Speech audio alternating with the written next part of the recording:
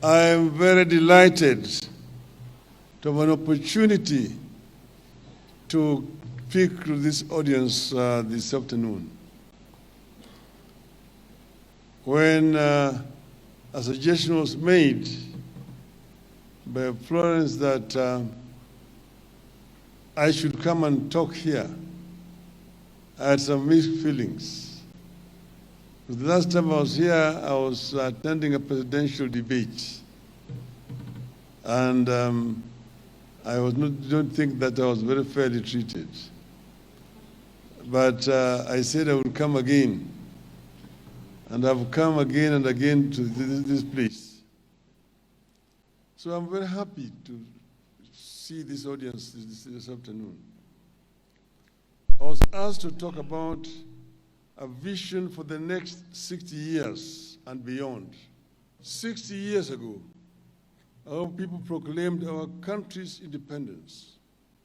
With that, we affirmed that our national right as a people to be masters of our own fate and destiny. But how did we end up as Kenya? It is important that you go back into history. Kenya, the name Kenya was coined much later by missionaries. There's many versions to it, saying a missionary, I think it was called Mr. Herman, was talking to Mkamba around Mount Kenya, and he said, they were talking about Kinyaga. And the Zungu said Kenya. He was talking about Kenya. But then this geographical space called Kenya was drawn in over 100 years ago in Berlin, at the Berlin Conference, where the imperial powers met. And at that time there was scramble for Africa. So they decided to partition Africa, 1884-85. So Africa was then parceled out to various colonial interests, imperial powers, Portuguese, Spaniards, the British, the French, the Italians, and the Belgians. Spain got a small portion of it. So this is how these maps were drawn. And these maps were drawn artificially in Berlin without any regard to the people who are living in Africa. So Africa was artificially divided among the imperial powers.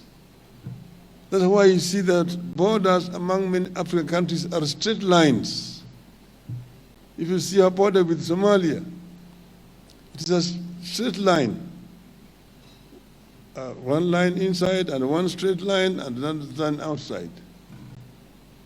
Our border with then Tanganyika was a straight line from Lake Victoria all the way to the Indian Ocean. It was only in 1860-something, because Tanganyika was given to Germany, to the German territory. And on the German Emperor's 50th birthday, it was called Otto von Bismarck, Queen Victoria, who was the head of the British Empire, in a gesture said that on your 50th anniversary, I give you the highest peak in Africa, Kilimanjaro. And that is how, you see, Kilimanjaro was originally in Kenya.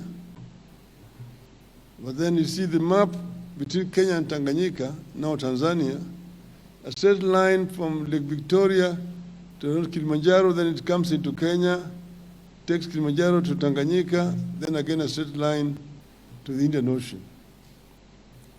That is how it was done, arbitrarily. Then, but formal colonization, actually, of Kenya took place in 1904. But when the British first came here, they started building a railway line. They built a railway line, and they built a railway line from Mombasa. It was called Kenya-Uganda Railway. It was built from Mombasa up to Kisumu. You ask yourself, if it was Kenya-Uganda Railway, how did it end up in Kisumu? The reason is, at that time, Kisumu was part of Uganda.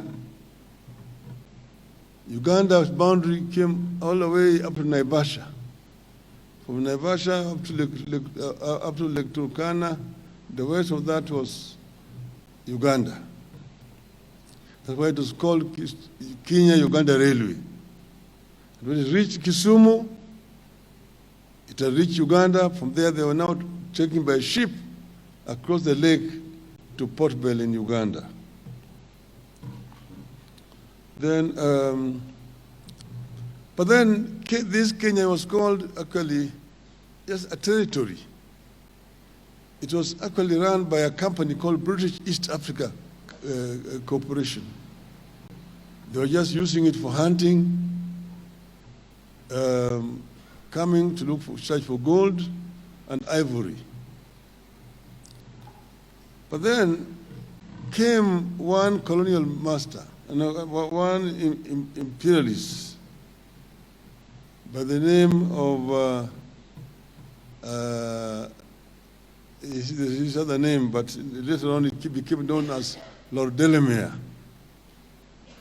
He came through Somalia on a horseback.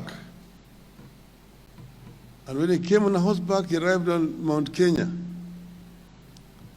And then he saw a very beautiful land around Mount Kenya. He came down through Laikipia into what is the present day Nyahururu, they called Thompson Falls at that time, into the Rift Valley, through Nakuru, Njoro, Eldoret, or Singishu, up to Mount Elgon. So he saw a very beautiful land. So when he came back to Nairobi, he went and met the governor. He told the governor that, look,